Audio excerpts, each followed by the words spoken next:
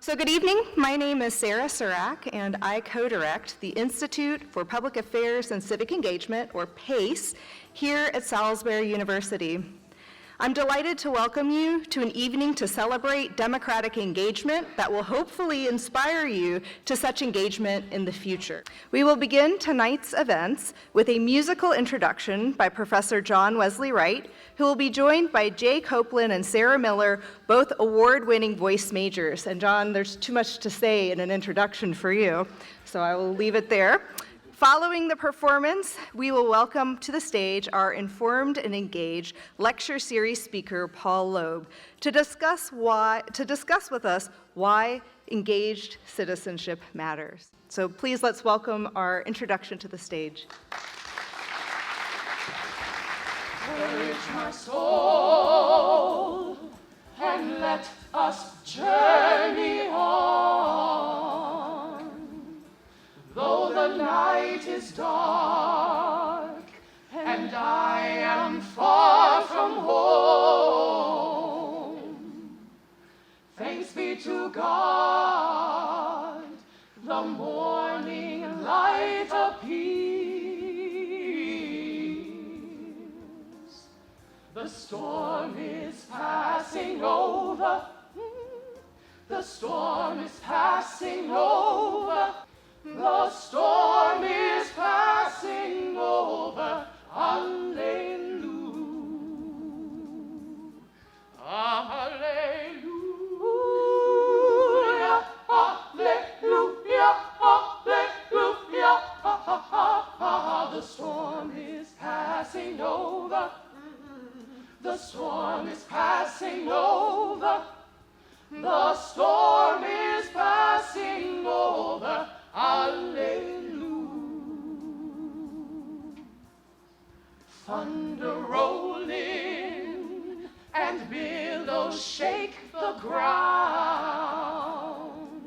See the lightning flashing and dark clouds all around. Jesus walked the sea and calmed the angry waves. The storm is passing over. The storm is passing over. The storm is passing over. Hallelujah. Hallelujah. Hallelujah. Hallelujah. The storm is passing over. The storm is passing over. The storm is passing over. Hallelujah.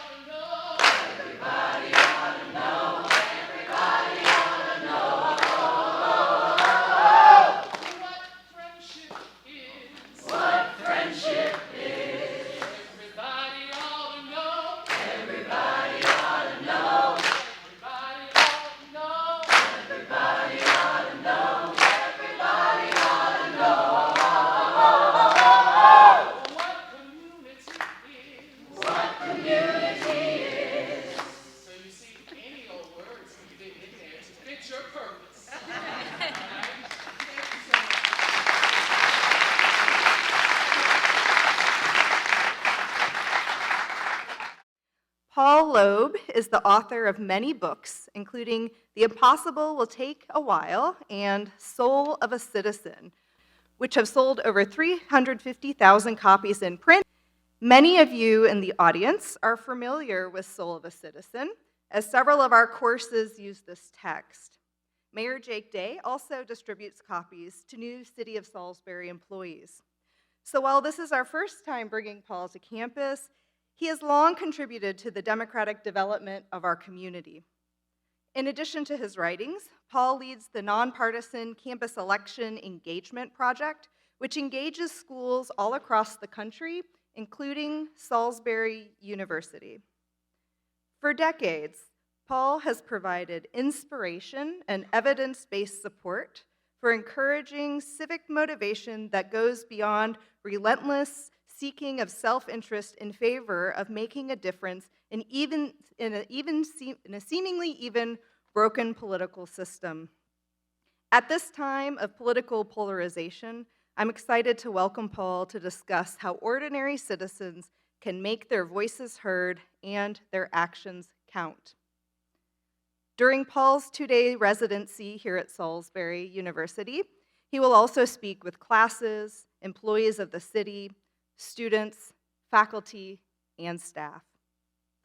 Our mission at PACE is to cultivate a more informed, democratic citizenry that promotes good governance on campus and also on the local, state, and federal levels. We hope that Paul inspires you to join our efforts, and you can find out more information about our activities at the display table in the back of the room. This week is special. It marks the celebration of the 20th anniversary of the founding of PACE by Drs. Harry Basehart and Dr. Fran Kane, who are joining us in the audience. Our decades now of programming rely on the support of members of our local community as well as our campus community. Thank you for helping us celebrate our founding tonight as we look forward to our next 20 years of cultivating informed democratic engagement. Finally, what makes this all possible, I would like to recognize the generosity of Susan North in supporting our efforts to bring Paul to campus. Without your support, we would not be able to hold this event. So thank you very much. We very much appreciate it.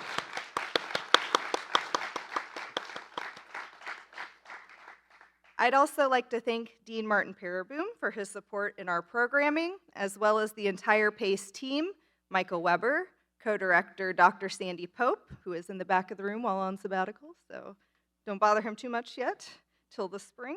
Ryan Weaver, Sarah Heim, Carolina Bound, and Casey Cesar.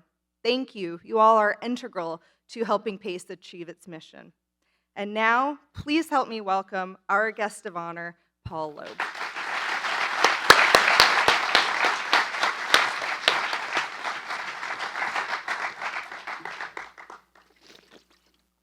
Well, I think I'm still kind of stunned and uplifted by that wonderful music. There's a phrase from my own Jewish tradition which basically evolved into the Golden Rule, and it was essentially, they said, do not do to someone what you would not have done to yourself, and then they added, all the rest is commentary. And I sort of heard them singing, and I thought, well, I guess all the rest, everything else I say, is going to be commentary on that from now on, because I'm not quite sure I could ever hit those kinds of heights. But nonetheless, I'll do my best. I had a very interesting day, which included great conversations with one of the classes, and it also included this wonderful gathering with it was your city manager and your police chief and your fire chief and the person who works on homeless and a person who worked on youth programs and about a dozen people from the city. And what was interesting to me is that I think, I don't know, in this sort of time where everything lives on sort of social media abstractions and kind of, well, I don't know what one calls it, vitriol, just sort of the horrible things people say about each other. This was a group of people who were actually really dedicated to serving the public good, and it was just clear, and it was clear in the hard issues that they were wrestling with. And I kept thinking how often people abstract them sort of as a they. Well, the city did that. And I was listening to them, and I was like, we were just talking, I mean, how do you deal with racial divides? How do you deal with homelessness? How do you deal with scarcity of resources, allocating resources, getting people to feel like they have a voice? And I thought, really, I hope people would maybe think of them as a they. It gave real flesh to my abstractions, and just the sense that there are people trying to work to, we don't all agree. I have no idea how any of them voted. Probably canceled each other's. Half of them probably canceled each other's votes out. But that they were working together to try and make this community a better place for everybody involved in it. And in a way, that's sort of the theme of my talk, because what I think often happens is that people write themselves out of the game before it ever starts. So they say, well, I'm not that kind of person who gets involved. That's fine for the people who do, or it's not fine because I don't like those folks. But essentially, that's not me. It's the same way in the national project I run to get students to vote, that students would continually say to me and to our staff and to the faculty administrators we work with, well, my vote doesn't matter. And we end up creating these banners which say, your vote matters, which are sort of our trademark banner and slogan, because it does. But again, people were sort of taking themselves out of the game before they started. And when I think about why this is, why is it that we feel so powerless? I mean, on the one hand, there are very real and, terrifying issues, overwhelming issues. I mean, I don't know that we need a better metaphor on climate change than paradise burning last summer, but, it did. And I live in Seattle, where we have rain 9 months of the year and then these beautiful summers, except 2 of the last 3 years, because of forest fires, people are wearing masks and the air is worse than Beijing, China. Basically, we made it to the #1 as the worst air quality in the world in the heart of what was supposed to be our beautiful summer. And the tornadoes and the floods and the 100-year storms that come every second or third year. These are serious things. Or just, you're a student. You're struggling to get through financially. You're coming out with debt. You're trying to figure out how that's going to affect the rest of your life. How does one deal with that? How do we deal with the bitter divides in our country, with the polarization? So there's not a shortage of issues to work on. I think what's often in short supply is the confidence to be able to feel like our efforts are worthwhile. And so a lot of times I ask myself, well, where did we learn that lack of confidence? Where did we learn to give away that power? And I go to the kind of collective stories that we tell ourselves, including the stories about how change happens. And I sort of settled on the Rosa Parks story because, I don't know, is there anybody, raise your hand if you've never heard of Rosa Parks? I mean, I could go to any country in the world and people would know Rosa Parks' name. I mean, she's that level of a global figure. But the story that they often tell is, I remember I was being interviewed. It was a CNN show, and Parks wasn't in the same studio, but she was going to follow me because they lead up to the headliner, remote from Detroit where she lived. And so I gave my little 3-minute segment, and then they say, one day Rosa Parks started the civil rights movement. And I'm cringing. And I can't say anything because my segment's done. And she was probably just being gracious and didn't say anything. But she didn't start that movement. She participated in an existing movement, and her stand on the bus wasn't her start, because for a dozen years, she had been an activist with the NAACP. She was the secretary. It's not a very glamorous role, taking notes in meetings and whatever else they're doing and mentoring the youth section.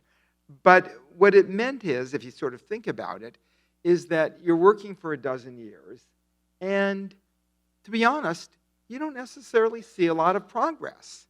I mean, things, maybe they go forward a little bit and they roll backward, but the larger changes, which we sort of now look in retrospect and we think, they're almost inevitable, they sure didn't seem inevitable.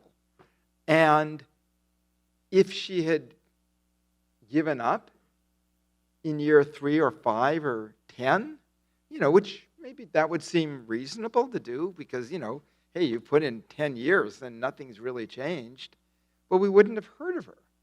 But instead, she persists, and then there's this moment that we've all heard about, the moment on the bus. But it seems to me that it's impossible to separate that moment on the bus from everything else that preceded it, and in fact, from the community that she'd built, because imagine if she'd been a lone individual on the bus. There actually had been people who had refused to move before, but they weren't part of an organized movement, and so nothing came of it. But she, with others, had very consciously built that movement. And that's an important lesson because I guess it's what I call intentionality, which is if you're trying to do something, you set a goal. My case, the work I do now, I set a goal of we want to get students to vote. And how do we do that? Well, we work with colleges and universities to help navigate them through confusing and often intimidating voting laws. We help them register. We give them information that's accurate and nonpartisan on candidates.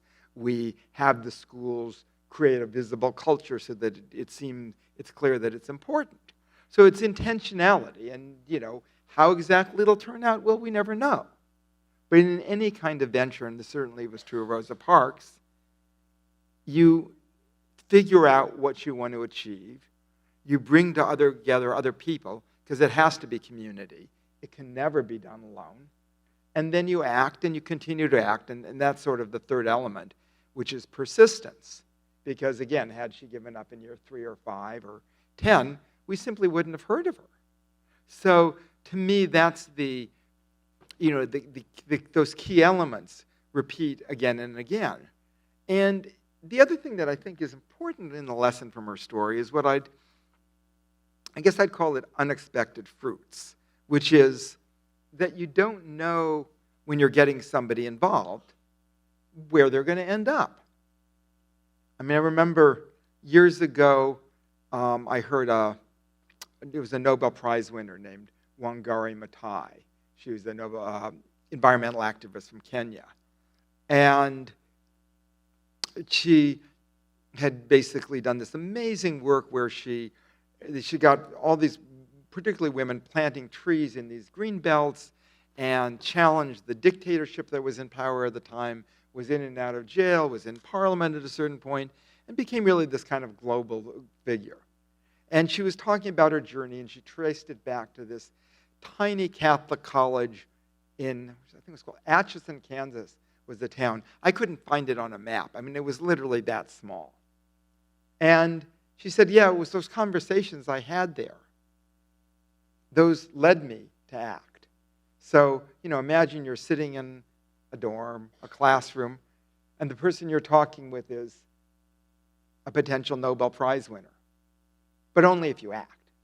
Only if you draw them out. Only if you give them a context to engage them. And so I thought of that with Rosa Parks, and one of the influences on her was her husband was the founder of or co-founder, I guess, of the NAACP chapter in Montgomery, Alabama.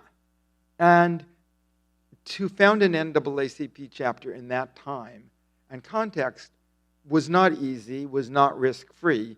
They were working a lot on issues like lynching, and that meant that if you worked on it, you could end up, hung from a tree or dead in a river. So there was a real leap of courage.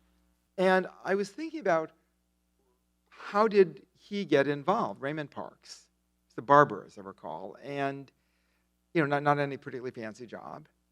And there were conversations, I imagined, because no one has written about Raymond. The focus is, was reasonably on Rosa. But there would be conversations in a barber shop, possibly, about what needed to be done and the risks to be taken. And it struck me that without those conversations, Raymond doesn't get involved. And without Raymond, maybe Rosa doesn't get involved. And we don't have the stand that we all have heard of. So it's a reminder that when we we look at history and we look at the sort of grand events and the people who are sort of cast up by those movements, and we just don't know. I mean, even in the course of the boycott, one of the people the bus boycott in Montgomery, Rosa followed Rosa's actions. One of the people who was involved was a young minister named Martin Luther King. And he wasn't a global figure. And as a matter of fact, he didn't really want to get involved. He was new. It was his brand new. He was right out of divinity school. It was his first congregation. I think he was 26 years old. And when the main organizer of the boycotts tried to get him involved, a guy named E.D. Nixon, who was an activist with the sleeping car porters union that carried the bags on the trains, basically he said, I'm just too busy. I'm too new here. I'm not experienced. And Nixon sort of persisted. And part of it was the community, as often sometimes is the case, was a little bit factionalized. And so somebody new would be really useful because they hadn't polarized people yet. And so finally, King says, okay, Brother Nixon, I'm in. And again, without that, maybe we never hear of Martin Luther King. So, one image is King on the pedestal. Of course, he would step forward into history from the beginning. Of course, he would be unafraid. Of course, he would be a leader from the start. And then you have the reality, which I don't think takes anything away from him. If anything, it adds to it, that he had doubts, he had fears, he had uncertainties all the way through.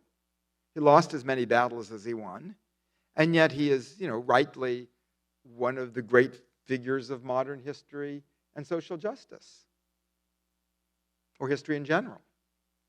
And so what I'm trying to say by this is that we don't really know who is going to step forward or where they're going to end up. And I think that's important to remember as we're trying to imagine, do we have any potential power to act? And could our actions even matter? As that maybe it isn't what you do, but it's the person you bring forward. Let me give you another context, maybe a person less famous, well, definitely less famous. The young woman that I wrote about in Soul of a Citizen named Angie DeSoto. And she was a student of Virginia Tech, and the first time she had a chance to vote, and Virginia is what they would call a swing state where, at least in a presidential race, every vote matters. And she didn't vote. What she and the young women on her hall did instead was they did a drinking game. And so they divided into red teams and blue teams, red's for Republican, blue for Democrat. And when a state turned red, the red team would chug a beer. And when a state turned blue, the blue team would chug a beer. And as you probably know, there are 50 states. That is a lot of beer.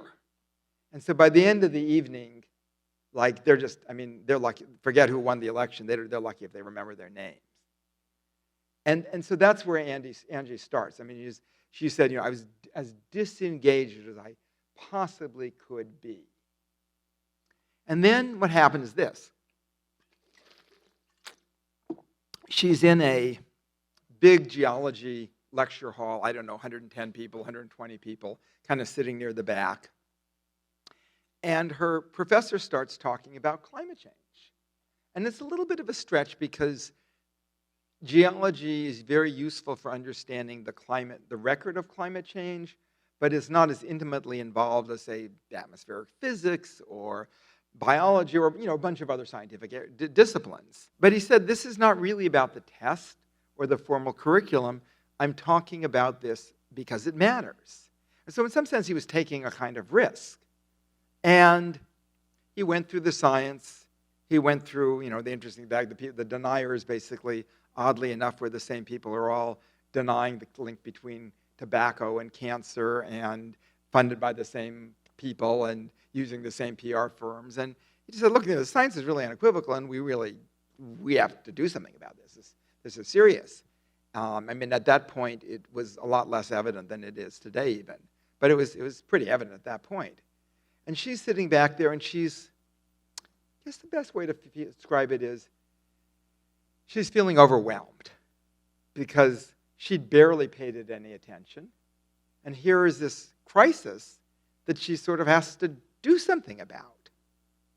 And so she doesn't really know what to do, and she thought of talking to the professor, but she just sort of felt intimidated. It was a big lecture hall. And so she just did some reading on her own. And she got more and more interested. And then one day she's walking across the campus, and there's a tiny campus environmental group. And when I say tiny, I'm talking about like 4 people on a campus of 35,000 people. I mean, really small. And, you know, I'm going to be honest, pretty marginal. So what happens is they were trying to get the university to use some resources for basically sustainability investments in the school. And so Angie signs in and talks with them, and she's like, oh my, I found my tribe. And she gets involved. And it turns out that it's probably true that none of them were particularly good organizers, or else they might have grown beyond 4 people. But Angie was. It's just a gift she didn't know she had. And she jumps in, and she starts building these coalitions, and she works with the residence halls and gets them to do competitions on, environmental areas and the cafeteria on food waste, and she creates a sustainability coalition that extends, to all these sort of non-environmental groups and the campus Republicans, and just very broad coalition. She's got 1,400 names on the campus email list of the environmental group, and it becomes the biggest group of any kind on campus. And then after it grows, she gets a meeting with the president. And when they were 4 people, the president didn't have time to meet because, honestly, it's really hard for the president to meet with every group of 4 students. But when you've got 1,400 members, it's kind of a no-brainer. And the president met with them and said, look, how about we do a comprehensive sustainability plan for the campus, and why don't you be on the committee and spearhead it forward? And they looked at everything from, what are the lights, and, they discovered that the buildings were heated way too hot in the winter and too cold in the summer, and just by adjusting thermostats, they could save a few $100,000 a year, and then roll that into other areas. They replaced, I think the campus food service had in the cafeteria like an unlimited food and trays, and they said, well, if you take away the trays, people they'll take less each time, and there'll just be less food waste. So it was a lot of, calm, common sense things, but they weren't things that people had necessarily thought of until they looked at it systematically. And so he put his institutional weight behind this plan. And then when Angie graduated, it was still in the middle of the recession, and the school kind of had a budget freeze, and the president declared he was allowed to do emergency hires. And so the emergency was that he didn't want to let this wonderful young woman get away. So he created the first sustainability officer. She went on to do sustainability work in China, and then came back to Virginia Tech, where she is now. And so what's the lesson of it? I think the lesson is, in Angie's words, she said, well, I'm probably the most unlikely activist you'd ever imagine. I'm the last person. I was a drunken party girl. She even, well, I don't know if she says, but she even managed to get arrested for public drunkenness once on the campus, which, campuses tend to be tolerant places, so it's not that easy to do. And she said, I'm not there anymore. I'm glad I'm not there anymore. I have something larger to deal with, than just getting the next beer. And so she changed. And as she changed the campus. And to me, that's, it's part of the power people have. And she changed it by intentionality. What are our goals and how do we get there? She changed it by community, realizing that 4 people really couldn't make a change, but 4 people could draw in others, which she did. She spent a summer door knocking for an environmental group, and she said, yeah, you'd knock on 19 doors and 19 people would say no, and the 20th person would say thank you so much, and that would make it all worthwhile. I know that that's true certainly in any kind of work. I mean, I'm raising resources for this election project, and you just knock on somebody's door, and you knock on somebody's door, and they're busy and they're distracted. And then the 20th time they say, yeah, I'm really glad that, I'm sorry I didn't get to this, but yes, this is really interesting and really important. So that kind of perseverance, I mean, I think I learned some of it from people like Rosa Parks and people, who I never met, and people like Angie, who I did meet. That sense of continuing on. And part of the challenge, I think, is doing that in a context that's polarized, that's hard, and where people, particularly if they're doing it online, are prone not to listen to each other. One of the things we do in our election project, we try and bring the whole campus. We understand that people are going to be different perspectives, but we bring the whole campus to participate, and we have these student fellows who get $1,000 stipends, and one of them in University of Wisconsin-Milwaukee got a joint photo together of the campus Young Republicans and Young Democrats. And he was kind of a balloon artist who made a balloon donkey and a balloon elephant for each of them. And he said, kind of seems like a small thing. But, these days, not such a small thing. These days, it's actually a pretty impactful thing to at least recognize folks as humans and try and listen to the stories of where people are coming from. One of the people from the city who works on sort of housing development and code enforcement in some other areas was a police officer for 25 years. And before then, he was describing, I don't think he'd mind saying this, he's being part of this sort of dialogue group on racial divisions and racial justice and a bunch of other related issues. And he said, it was a couple, because it took 10 sessions. There were a couple of sessions, before I sort of came public and said, yeah, I've been, most of my career, I've been a police officer. And said there are people who, just had really strong stereotypes. But being able to hear the story, being able to say, this is why I am doing what I am doing, tremendously important. I think that actually is something that a college campus is good at doing potentially. Being able to have people really listen to each other. And not necessarily, that doesn't mean agreement, but it does mean hearing who they are. And I think that's important. I remember I just actually had dinner with a friend about, 4 days ago, who originally started, it was a liberal political group called MoveOn.org that became one of the largest liberal progressive groups in the country. It sort of started accidentally and just mushroomed and took off. But her background was as a mediator, and it's not like she doesn't agree with the work they do or dislike it because it happens to accord with her values. But she was also always trying to look for other ways to reach out. And there was a point where at a retreat, she met a member, there was I guess it was number 2 person at a group called the Christian Coalition. That's a very conservative group. And they really didn't have anything in common politically. They just disagreed on every issue, but they were both moms. And they bonded over that. And they were showing pictures of their kids and just, talking about what it means to be a parent. And they liked each other as human beings. And they became friends, which I thought was a really good thing. And at a certain point, there was a fight over what's called internet neutrality. It's now back in the news again. And it's basically the question of whether or not the internet should just be free and open access, or whether something like Comcast or Viacom or whatever whoever AT&T, whoever controls the transmission circuits or whatever one calls them, has the right to control the content, or to charge one group more because you don't like them and charge another one less.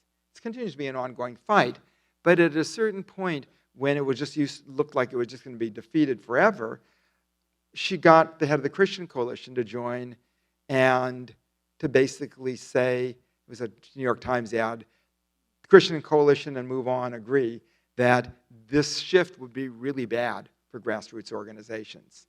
And then they got the heads of Planned Parenthood and National Right to Life to do a joint article saying, We are absolutely on the other side of, some really divisive issues, but we agree that this would be a bad direction to go. And they managed to stop that bill. And what's interesting to me is that all that came out of this sort of friendship. I mean, it wouldn't have happened otherwise because people were sort of in their own silos. But because there was this friendship that really dramatically crossed political lines, they were able to make later on, I mean, it was a couple of years into the friendship, some really powerful things happen. And, to me, I think that's kind of a model that still exists, in our current time. So when I look at the situation, part of what we need are people bridging. Part of what we need are people raising their values, being steadfast. We also need to participate as, I guess I call it, citizens in the most basic aspects of democracy. I mean, the reason that I started this project to get students to vote is because too many of them weren't. And in 2014, basically 8 out of 10 students stayed home. It's pretty awful. Last year, it got a lot better. 6 out of 10 stayed home, but 4 out of 10 voted, which is a pretty big increase, actually an enormous increase. We're nowhere where we want to be, but we're so much further than where we've ever been. And I think that sense of, step by step by step progress it doesn't matter what your issue is, but it's true whatever the context is. You basically move towards where you want to go, and you do keep working at it, and you do keep persisting. Now, a lot of times people said, can I ask a really hard question? It's like, oh, great.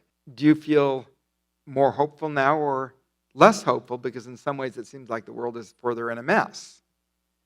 And I said, yeah. I mean, I was maybe a little more innocent when I wrote it. But the fundamental challenge of change remains the same. And I mentioned there's a figure, maybe those who are older know his name, those who are younger probably won't. But if you remember when the communist dictatorships fell all across Eastern Europe, in Russia, but also all across the countries that they controlled, one of the countries they controlled was Czechoslovakia. And one of the main leaders of their democracy movement was a playwright named Václav Havel. And people were in and out of jail, and they were, including Havel, for multiple years. And it was a dictatorship. They could do what they wanted. And he was writing. It all fell in 1989, but he was writing, I think it was 1983 or 1982. So under the dictatorship, and he said, you can see the beginnings of cracks. You can see people beginning to speak what they believed, no matter what the consequences of standing up for their convictions. And he really had faith that the dictatorship would crumble, although if you looked at it then and there, they still had the power to do whatever they wanted pretty much. And he made an interesting distinction. He said that hope is different from optimism. Because somebody asked him, well, did he have hope? He said optimism is the belief that things are going to turn out the way you wanted. In other words, the dictatorship would fall. He said hope, we don't know. We really don't know if our efforts are going to prevail. He said, but hope is deeper. Hope is what drives you to say your actions can matter, and you're never going to really be certain about that. And so you just don't know. I mean, I think of imagine Nelson Mandela, 27 years in a South African jail. 27 years is a long time. And you're in a situation where you're told you have no power. They're saying, Mandela, you are going to die and rot here. That is going to be your future. You have no future. And so what did they do? They resisted and kept the morale in whatever ways they could. So they would be breaking rocks in a courtyard, and they would start whistling a freedom song. And you know what the guards couldn't stop them whistling? Or they were forbidden newspapers to isolate them. And they would see a guard who would have his tuna fish sandwich wrapped in a newspaper, eats the sandwich, throws the newspaper in the trash. Somebody would stealthily, retrieve it, And they would, the only paper they had access to was toilet paper. And so, on a sort of kind of coded script, they would pass this message, sell the cell, of some headline that they thought might inspire people. And that's in the most unimaginable circumstance.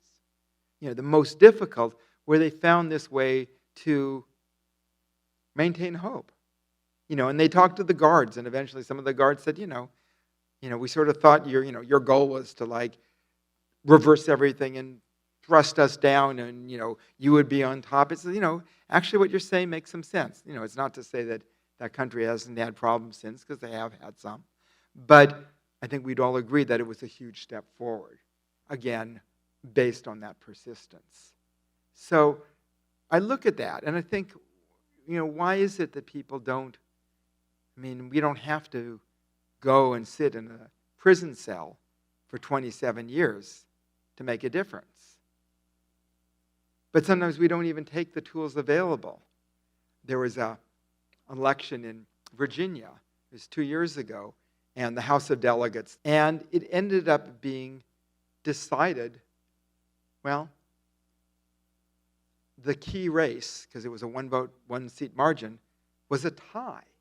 And they counted the ballots, and they recounted the ballots, and it was a tie. So there was a law in the books, and they put names in a bowl, and they drew them out, and the person who won became the delegate for that district, and it meant that their party won control of the legislature. And I was talking today with somebody who knew a woman whose daughter went to a school in that district and didn't vote. They were sort of too busy. And it's like she could have determined control of the entire House of Delegates of Virginia, but somehow she was just too busy to vote. And it kind of broke my heart. I think it broke this mother's heart too, as well. Probably the daughter also, after recognizing it. But I don't think she thought of the power she could have. It's the same way, we don't think of these things. There was, a few years ago, it was election day, and most days, I don't do it now that I'm running a nonpartisan project, but I did back then because I wasn't. And I would canvass for the candidates I believed in on election day, knock on the doors, get the vote out. And I wasn't paying that much attention to my governor's race, but turned out it was really close. And I knocked on these doors, and over the course of an afternoon, 3 or 4 hours, in a neighborhood in Seattle where I live, I got 3 people to vote. And one of them forgot it was election day because, people forget. And one of them needed a ride to the polls, and we had a number to call if somebody needed a ride, so I called, and somebody came to pick them up. And somebody had an absentee ballot they'd forgotten to mail, and they said, can I still turn it in? And I think I called the number, and they said, yeah, you just have to go down to the voting booth and drop it off, and it'll count. And so I did those 3 things, and I thought, okay, I got 3 people. And then they did the count of the votes, and then they recounted the votes, and then they recounted the votes again, and it was 134 votes in a state of, I think we had 5.5 million people at that point. 134 votes. And I did a little bit of math, and I realized that I'd gotten 1/50th of the votes of the margin. And it wasn't because of any particular gifts of mine. It didn't require writing books or giving speeches or anything like that. Anyone who had the same list and knocked on the same doors would have had the exact same results. It wasn't like I was heroically persuading people to turn out or anything like that. I just was showing up. And I realized that had my team gotten 50 fewer votes, there would have been a different governor. Or had the other side, because they had their neighborhoods they were turning out, gotten 50 more volunteers, they probably would have gotten 135 more votes as well. And it just struck me that you really don't know. And a lot of times we get caught in what I call the perfect standard. And the perfect standard says, unless I know absolutely everything, I'm not going to take a stand. Unless I'm a combination of King, Gandhi, Mother Teresa, Martin Luther, everybody, every hero, I won't ever take a stand. And yet, I look at everybody I've ever talked with who's made change. I mean, I looked at, this, or read about. I look at Mandela's journey. I look at Parks's journey. I, never met either of them. I look, I think of somebody like Angie, and the young woman from Virginia Tech, and I realize that everybody starts out with hesitations and doubts, and you move into it. We sort of apply the same thing sometimes to political candidates. People were talking about in a class I visited earlier today, and somebody said, well, what if the person who's, the choices that are nominated aren't somebody you entirely agree with? And I said, well, most of the time, they're not going to be somebody you exactly agree with on every issue. You're going to say, I like this. Well, we have nonpartisan candidate guides. So there's column A is one candidate, and here's where they stand on all the issues, and column B is the other one. And some of the times you're going to go, yes, yes, yes. Oh, actually, I agree with this one over here. I mean, that's just the way it works. Maybe not, but, some of the times you will. And so you're always dealing with not this sort of abstracted ideal, but the actual choices of people whose actions, whose decisions are going to have a huge impact on your life, the life of your community, the lives of other people. And yet, I think we get caught in that same trap when we say, well, unless every single thing aligns, I'm staying home. As opposed to saying, this is a choice between two people whose actions really will matter, and my actions in voting will make a difference. So I think, again, part of the challenge is you got to get past that perfect standard and be willing to jump in. And if I circle back to Havel, I don't really know how things are going to turn out in this country, in the habitability of the planet. I don't know if we're going to really meet all the challenges that we have in front of us. I don't think there are any guarantees. But what I do know is that the only way that will happen is if we participate. The only way it will happen is if we bring in a community. The only way it will happen is if we are willing to listen, including to those people who seem like the devil's spawn when they're flaming each other on Facebook. Actually listen as human beings. The only way that it'll happen is if we persist.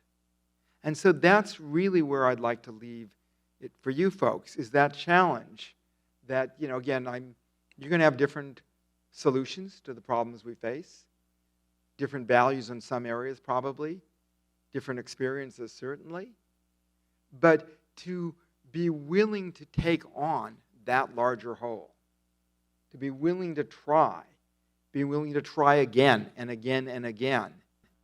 Because when you do that, you find out the power that you have to make change. Thank you.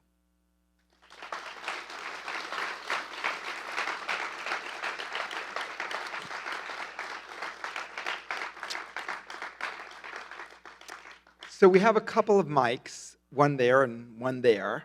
And I'd like, folks want to, if you have allowed, you can raise your hand if you're sort of in the middle of an aisle, because it's kind of, so you have a choice. You can go to a mic or raise your hand. But I'd love to take some questions. What was the moment that you wanted to step up and make that change and be that person? I don't think there was a single moment. I think there was sort of a combination of moments, maybe, would be, so I remember I had a high school history teacher who was just really outspoken, and we didn't, basically he was a UCLA grad student. He said, I was just telling you the stuff that I was learning in my classes, but we had not heard any of it. And it was like, I remember talking with folks, because we all had the same response. It was like the drapes were open and the sun came shining in, and all of a sudden we had a different view of American history than we ever had before. So I think that was sort of part of the process, is that, that inspiration. There was also actually a rabbi I had when I was growing up who was quite outspoken, and there was one particular moment where it was right after the war in which Israel conquered what had been called the occupied territory since, because they've been there since. And everybody was in a really celebratory mood because Israel won the war. And he was levying a caution. And he said, we're certainly glad that Israel survived, but I don't think we should necessarily just be so easily celebrating, because we've entered a whole different world that's going to present a whole, challenges and problems and moral dilemmas. And I remember, he was really passionate. And I also remember the audience. I was 15. I remember the congregation sitting there, and when you can read body language, and people were just like, arms tightly crossed, jaws clenched, like, we do not want to hear this. And I asked, and it really made an impression on me. I was like, wow, I think he's really taking a risk there. So it sort of inspired me.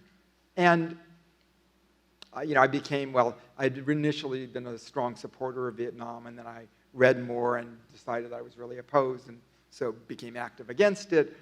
But I think that model was really important, and the rabbi and I stayed friends. And years later, I said, Leonard, I don't imagine you even remember this moment. He said, oh, yeah, I remember this moment. He said, I remember that. He said, you gave tons of sermons. He said, oh, yeah, I remember that sermon. I knew that I was going to catch grief for it. I knew that it wasn't going to be, received just like, oh, yes, this is a great sermon. They're cheering you on. He said, I knew that it was going to be hard. He said, but I had to do it. He said, I couldn't be true to my vocation and not raise these questions. And Nelson Mandela has this phrase, the multiplication of courage. The idea that courage of one person inspires another. And it struck me in retrospect that was what was going on. I mean, there was clearly Leonard was acting in a way that was courageous. Whatever one thinks of the politics of Israel, he was taking a risk. He was bearing witness. And a 15-year-old Paul Loeb was, watching him. And it inspired me, I think, to start taking risks. So it really was, in some sense, an example of how all those things that I was, articulating about how one person inspires another and brings another, and you never know where they're going to end up. But I would say that those, two pivotal figures, combined with the particular times that I was growing up with and the challenges of them, that really was what brought me into involvement, and it's been true ever since. Awesome. Thank you. Yeah, thank you. See over there. Hi. Thank you so much. I really enjoyed your talk. Thank you so much. So my question was, so especially in the 2016 election, a lot of people were talking about how they felt like they had to choose between the lesser of two evils. And I'm sure that happens a lot of times. Right. And you touched on it at the end of your talk about how no candidate is going to be the perfect candidate for you. But what if, like, a candidate, you have, like, a very serious, like, moral gripe with them? Like, you don't agree on something morally. Like, what would you suggest about a situation like that? Well, I think it's a challenge. It can be a challenge. They were the candidates with the two lowest approval ratings ever since, at least in modern polling. And I know for us, because we were working in that election, it was really hard for us to turn students out. And so the question arises, what are the consequences of this person or their opponent being elected? Because they're very profound. Obviously, presidential, it's very clear. But, even locally, even, a mayor can make a huge difference. A council person, I have a friend on the council who won by 19 votes in Seattle. It can be really close.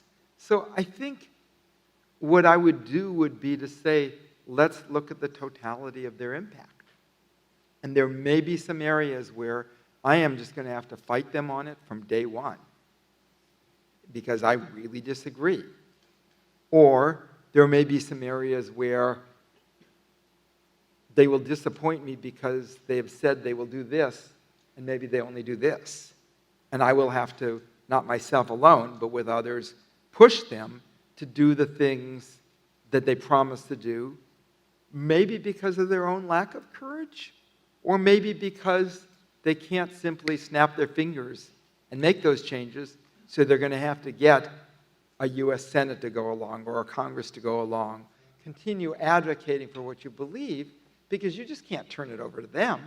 And again, it's not about Obama. It's about anyone who's elected, where your role doesn't go away once they're elected.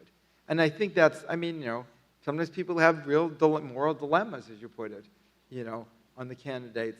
But fundamentally, there still is a choice to be made, I think. That's my view, at least. I really did enjoy your talk, but the most thing that resonated with me was the last thing you said about everything doesn't have to perfectly align before you do something. But then my question actually is, in this world, there are a lot of bad things that people can really get passionate about doing something about it. Right. And no one will actually, majority of the people wouldn't actually do something except someone does something and then everyone can just rally behind them. Right. And no one would do something except they think it's actually going to work. Right. So if it's just one person really trying to make a change, it's not going to happen until they really have a group. My question is, how can you will I say motivate someone to join you in that step when the person is basically going to be risking their entire life for this? Yeah, I think it's hard because people want certainty. Yes. They want guarantees. They want, we know if you do this, then it will work. And what, the message that I'm saying is kind of the opposite, which is, you don't know, but you do know that if we don't do anything, nothing will happen. It's the same thing as, honestly, one of the reasons I started the election project is I would hear faculty complaining about how students didn't care. And I was like, you could actually do something about that. That might actually help. And, then that led to, all right, what can you do? What should you do? What's appropriate? All the questions that unfold from there. But I think part of what we're asking people to do is to take that leap that if you work on this issue you care about, that you may be, that there is this real chance that you actually could make something happen. You could also bring somebody in who could go on to this enormously powerful, context, which you could never even imagine, but because you brought them in. And so it's to understand the power of acting, even if you have to sometimes, you want the consequences to work. You want to be intentional, strategic, thoughtful, all those kinds of things. But there always will be, Cornel West called it, stepping out on nothing, hoping to land on something.